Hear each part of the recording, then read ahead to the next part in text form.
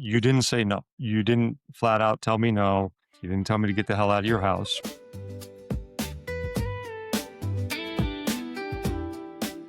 Hey everybody, what's going on? I have called an emergency meeting because, believe it or not, Fitz got called out on one of our clips from our latest episodes. Fitz, you said that the common objection that your price is too high is not rejection, or it shouldn't be viewed that way. So why?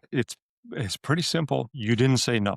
Okay. You didn't flat out tell me no. You didn't tell me to get the hell out of your house or place of business or whatever it is, right? And you have every right to, because I'm a guest at whatever property I'm at that point. So you could stand up and walk away from the table. You could help me carry my bags out. As an in-home sales rep, we've had that experience or two where we've gone out to the car, turn around, and our bags are sitting on the front porch and the lights on, right? So you didn't do any of those things. Instead, again, when you're making the comment, price is too high or it is higher than I thought it was going to be or whatever variation of that you're giving me, what I'm hearing from that is help me through whatever this comparison is that's going on inside of your head. It means there's more room for discussion. Okay. Yeah. And you know what? To be honest, that makes sense. I'm on the consumer side of this. When I see people walking up to my front door, I think twice, but you still have to overcome this thought. So how do we do that? Well, this is a tough one. And again, this is, I think, where a lot of reps get it wrong and probably press a little bit too much. So I'll ask you, Jay, so from the marketing side, what do you think like conventional wisdom or conventional instincts would tell us to do here when we get that as a response? Price is too high. What would be the first thing that your instincts would tell you need to do at this point? Yeah, I think that most people would then feel like they need to justify it. So they would probably want to essentially try and resell the value, right? Yeah. And, I think that's definitely where we were all taught, right? Like, if they don't believe the value, they're never going to believe your price, right? So you go back and you start trying to resell the value. Well, remember this, remember that, right? So if you think about it in kind of like a mini role play scenario of it.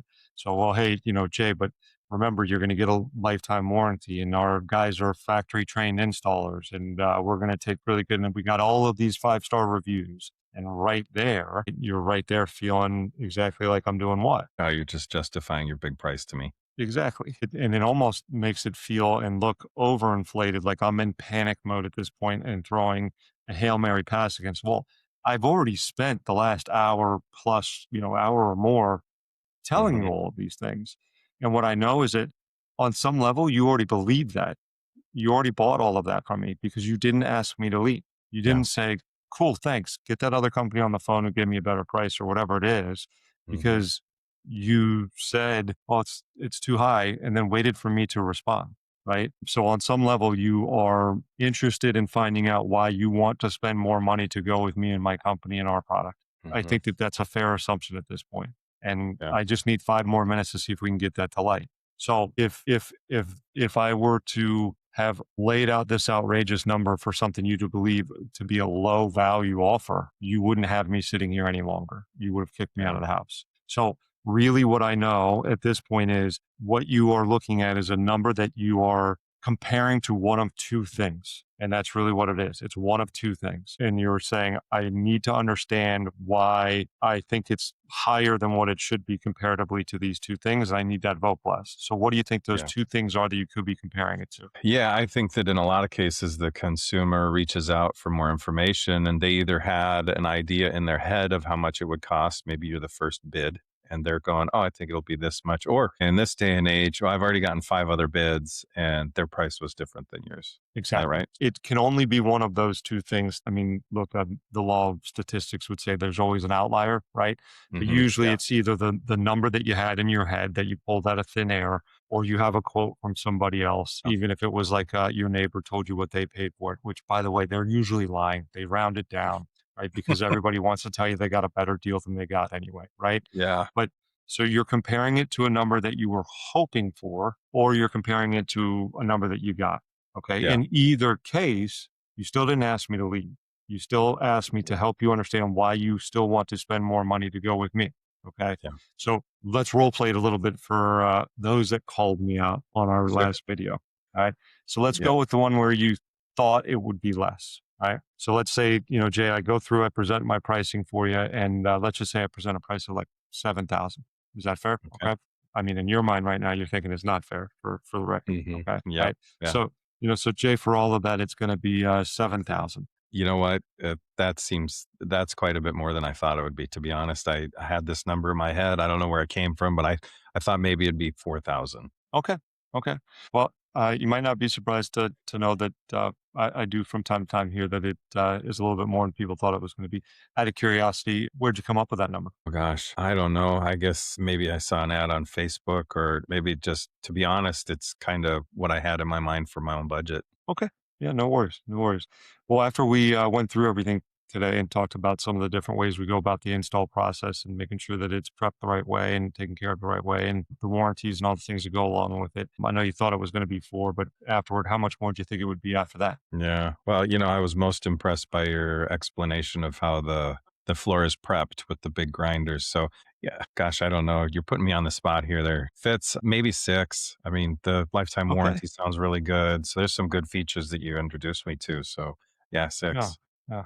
Look, there's definitely, certainly cheaper ways to do a project, and generally people don't want to do cheap things to their home. But well, I six don't. is and I'm right there with you. Six is a good guess. I mean, that's pretty close. I mean, about 1,000 is the difference there between what I have you at with all the different things that we have to do with your project and what you were kind of hoping it to be at. So the question that I guess you have to answer is, do you think that that's worth the extra couple of bucks there to get the job done with the lifetime warranties that you mentioned and the prep Mhm. that goes into getting that project done the right way? Do you feel that that's worth it? Yeah. I think the one and done peace of mind, I don't have to have you come back. Yeah, I it does. It sounds really good. So look, we'll step out of role real quick, right? And I think this is the thing that a lot of reps will miss. They'll right away go back to reselling the value here or Mhm. trying to resell the value. And what they're competing against is your made up number of four in this kind of made up scenario in comparison to Yeah. my seven. I'm not going to close the $3,000 gap, but I don't Yeah. need to, right? I already worked for an hour and a half to close that gap that you had established at the beginning of our appointment. And knowing that, like, over the course of our conversation, you had already gone, like, four was a make believe, hopeful, wishful number Yeah. that I had to increase already. So now, if I can get you to come to the table again and go, yeah, you know what? I knew that that was probably a pie in the sky number and it's probably going to be closer to six. And I go, cool, $1,000, that's basically nothing in today's world. Right. Mhm. And wouldn't it be silly to say no over $1,000 if it was reasonably within your budget to do so to get it done the right way? Yeah. So then scenario number two, Jay. Scenario number two, you got a price from somebody else. Okay. Mhm. And this is probably the biggest one because this usually turns into conflict between the sales rep and the customer and some third party ghost that's not even in the room, where it's like Yeah. this argument that happens between three people. Right. Mhm. So Jay, I got this all worked out for you here and everything we're going to be able to take care of for you. It's going to come in for a total for you of 7,000. 7. You're my third bid, and to be honest, I'm really taken seriously. I had ABC Epoxy come out and give me a bid for $4,000. That's a big difference. Okay. Yeah.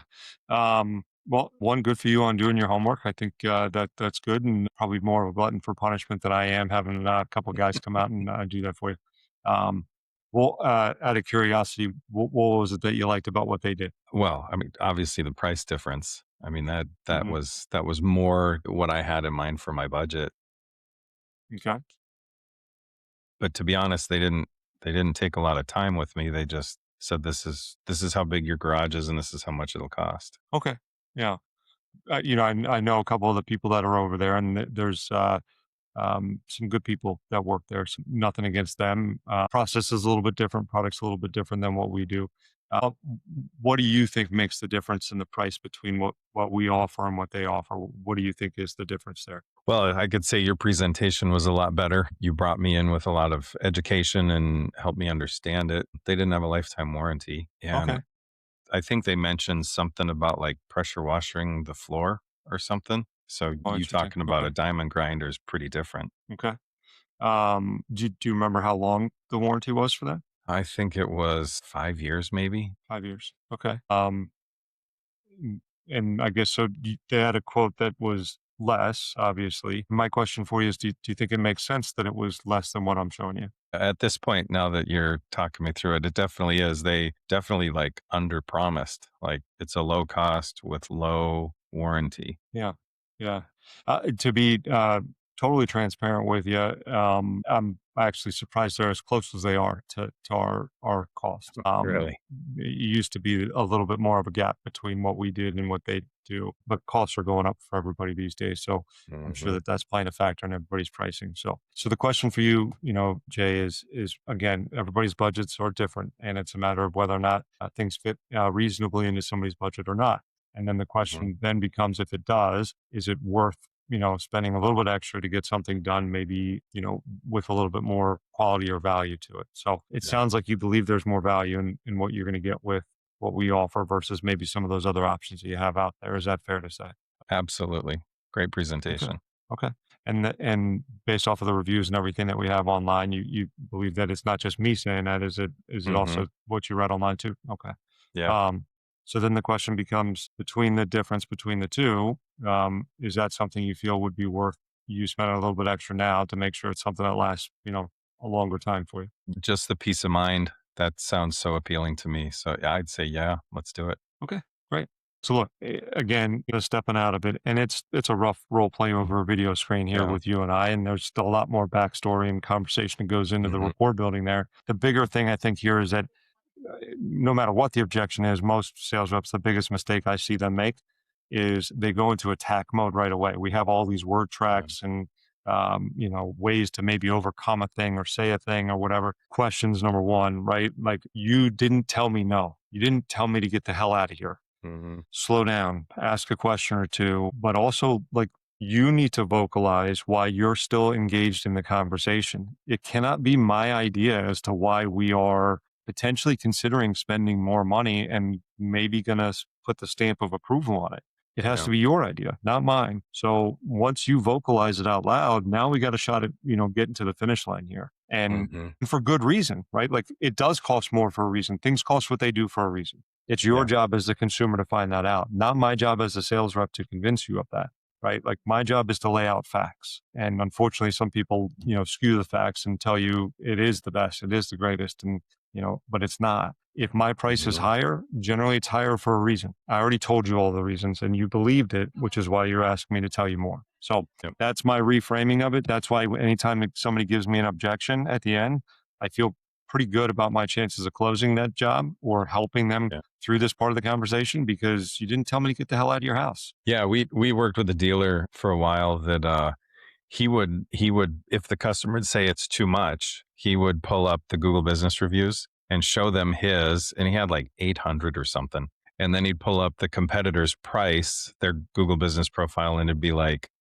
4 stars or 3.8, and it'd be like 15 reviews. And he would sell on the value of, there's a relationship here that I can guarantee you I will uphold. And I think that that's such a big difference too when selling this stuff, is the customer wants to be a part of something great. Not only do they want a great floor, but they want to say that a great company installed it. So I think that's pretty good.